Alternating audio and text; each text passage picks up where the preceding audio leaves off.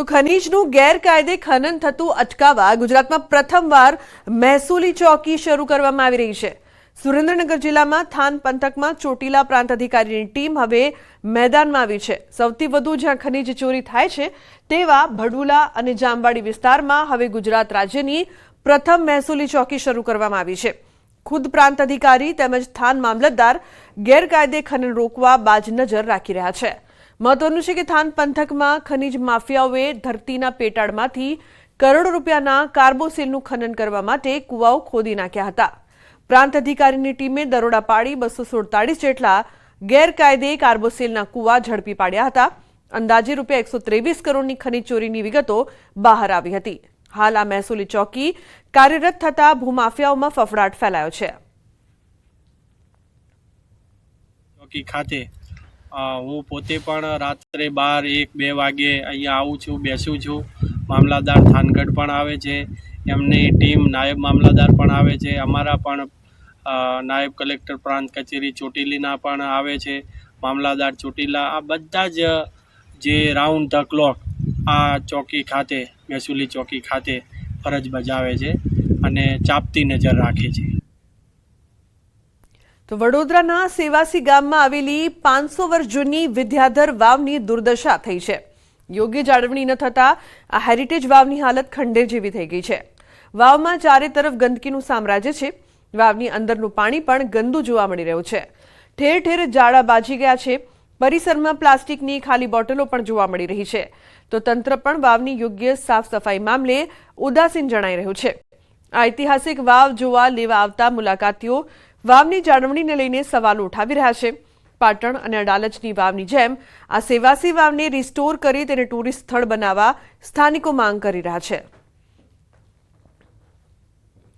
પહેલાના સમયમાં જ્યારે પાણીની અછત હતી ત્યારે વાવ જ એક સ્ત્રોત હતો પાણીનો, પણ આજે આ ઐતિહાસિક ધરોહરનું જો પાણીના અહીંયા પાનના પત્તા પડ્યા હોય, ક્યાંય પડીકીઓ પડી હોય અને જ્યાં ત્યાં બાવા જામી ગયા હોય, કંઈ દેખરેખ જ ના થતી હોય તો સ્થાનિક લોકોએ સરકારને મારી નમ્ર વિનંતી છે કે ધ્યાન આપે। અહીંયા એટલો બધો કચરો છે, અહીંયા ઉપર ઝાડ છે એના પાંદડા ખરે છે, એટલા બધા ઝાડા છે, પાન માવા મસાલા થૂકેલા છે અહીંયા, જે આપણને નથી શોભતું। આ 500 વર્ષ જે વિદ્યાધર વાવ છે તે વાવને ફરીથી એક વખત હેરિટેજનું સ્થાન મળે અને એવી જ રીતે અમારા તમામ પ્રયત્નો એ વાવ જોડે જોડાયેલા છે। આજે તમે જ્યારે પોતાના ઘરની બહાર એક ડગલું પણ માંડો તો તમને તમારા ઘરની આસપાસ અને ચારે તરફ વિકાસ જ વિકાસ દેખાતો હશે, પરંતુ આપણને અંદાજો પણ નથી કે વિકાસની વચ્ચે ઐતિહાસિક ધરોહર છે તેનો વિનાશ જે છે તે થઈ રહ્યો છે। અત્યારે આ દ્રશ્યો તમને સીધા બતાવીશું કે સેવાસી ગામ જે આવેલું છે, સેવાસી ગામની ભાગોળમાં જ એક ઐતિહાસિક વાવ જે છે તે આવેલી છે। ઈસવીસન 1492 એટલે કે 15મી સદીમાં આ વાવ જે છે તેનું નિર્માણ કરવામાં આવ્યું હતું અને આ વાવ જે છે તે ઈંટ અને પથ્થરના ચણતરના બાંધકામથી બનાવવામાં આવી હતી। ઐતિહાસિક ધરોહર છે, ખૂબ જ અમૂલ્ય ચીજ છે। આ વાવ જે છે તેની કિંમત આંકી ન શકાય, પરંતુ ક્યાંક ને ક્યાંક વહીવટીતંત્ર, અધિકારીઓ, નેતાઓ જે છે તે વાવની દરકાર લેવામાં નિષ્ફળ સાબિત થઈ રહ્યા છે કે પહેલાંના સમયમાં જે પાણીના સંગ્રહ માટે આધુનિક સુવિધાઓ ન હતી, ચેકડેમ ન હતા, ત્યારે જે તે વખતના રાજા મહારાજાઓ છે તેઓ આ પ્રકારે વાવ જે છે તેનું નિર્માણ કરતા હતા, વરસાદી પાણી જે છે તેનો સંગ્રહ કરતા હતા અને તેમની પ્રજાને પાણીની પરોજર ન સહન કરવી પડે તેના માટે આ એક વિશેષ વ્યવસ્થા જે છે તે વાવ સ્વરૂપે ઊભી કરવામાં આવતી હતી। એટલે આજના સમયમાં જે પાણીની પરોજર સર્જાઈ છે એવામાં પણ આ જે ઐતિહાસિક વાવ છે તે ખરેખર પાણીના સ્ત્રોતનું અને પાણીનું મહત્ત્વ સમજાવી જાય છે કે ઐતિહાસિક ધરોહર છે, આ અમૂલ્ય ભેટ છે, આની જાળવણી કરવી ખૂબ જ જરૂરી છે। ત્યારે વડોદરા શહેરમાં સેવાસીમાં આવેલી આ એક વાવ નથી, પરંતુ અનેક વાવ એવી છે કે જેની તંત્રના પાપે દુર્દશા થઈ છે। હાર્દિક દીક્ષિત, ન્યૂઝ 18 ગુજરાતી, વડોદરા।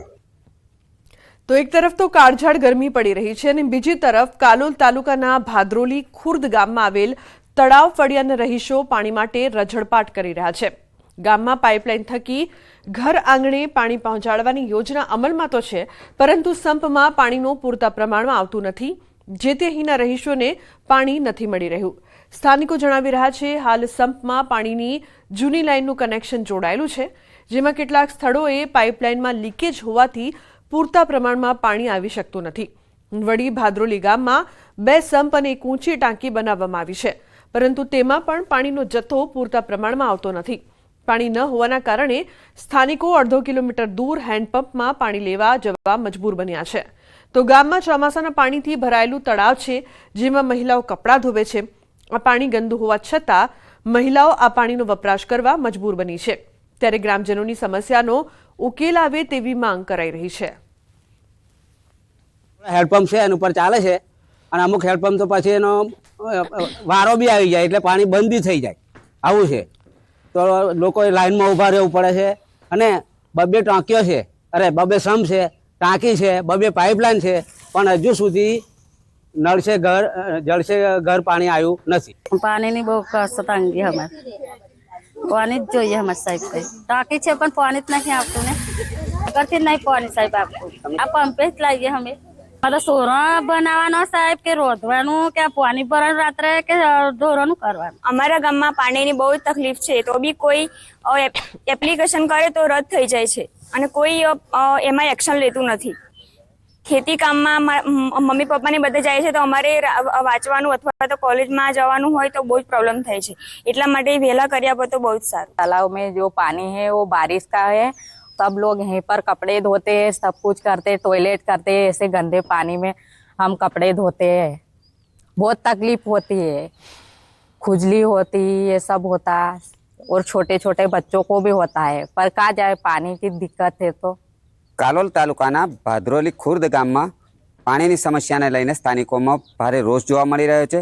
ગામમાં સ્તંભ બનાવવામાં આવે છે, પાઇપલાઇન પણ કરવામાં આવી છે, નલ સે જલની યોજના પણ અમલમાં મૂકવાઈ છે. તેમ છતાં ગામના લોકો છે તે હેન્ડપંપમાંથી પાણી લાવી જીવન નિર્વાહ કરવા માટે મજબૂર બન્યા છે. ખાસ કરીને જે તળાવ ફળિયા છે તે તળાવ ફળિયાના રહીશોને પારાવાર મુશ્કેલીનો સામનો કરવો પડે છે. હું આપને સીધા દ્રશ્યો બતાવીશ. આપ દ્રશ્યોમાં જોઈ શકો છો, અહીંયા પાણીની સુવિધા માટે સંપ બનાવવામાં આવે છે, પરંતુ જે મુખ્ય લાઈન છે પાણીની તેમાંથી અહીંયા પ્રેશરથી પાણી પહોંચતું નથી અને પાણી નહીં પહોંચતા ગામમાં જે આ યોજના છે જે અંતર્ગત માંડ પાણી આપવામાં આવતું હોય છે. સાથે સાથે જ હું આ તરફના પણ દ્રશ્યો બતાવીશ. આપ જોઈ શકો છો અહીંયા ટાંકીનું નિર્માણ કરવામાં આવ્યું છે. આ એક મહિલા આપ જોઈ શકો છો જે રીતે પાણી જોખમી રીતે પાણી ભરી રહી છે, મજબૂર બની છે પાણી ભરવા માટે. સંપના તળિયામાં જે પાણી છે તેને પોતાના ઘર નજીક સંપ હોવાથી સંપના તળિયામાં રહ્યું પાણી છે તેને ભરી અને પોતાનો જીવન નિર્વાહ કરવા માટે મજબૂર બની છે. સ્થાનિકો દ્વારા વારંવાર રજૂઆત કરવામાં આવી રહી છે. અહીંયા એક નવીન લાઈન પણ નાખવામાં આવી છે, પરંતુ નવીન લાઈનને સંપમાં જોઈન્ટ કરવામાં નથી આવી, જેને લઈને સ્થાનિકોને આ પાણીની સમસ્યાનો હાલ સામનો કરવો પડી રહ્યો છે. ત્યારે સંલગ્ન તંત્ર દ્વારા વહેલી તકે જે ભાદરોલી ખુર્દ ગામના ગ્રામજનો છે તેઓને પાણીની સમસ્યામાંથી મુક્તિ અપાવે એવી અહીંના રહીશો હાલ માગણી કરી રહ્યા છે. રાજેશ જોશી.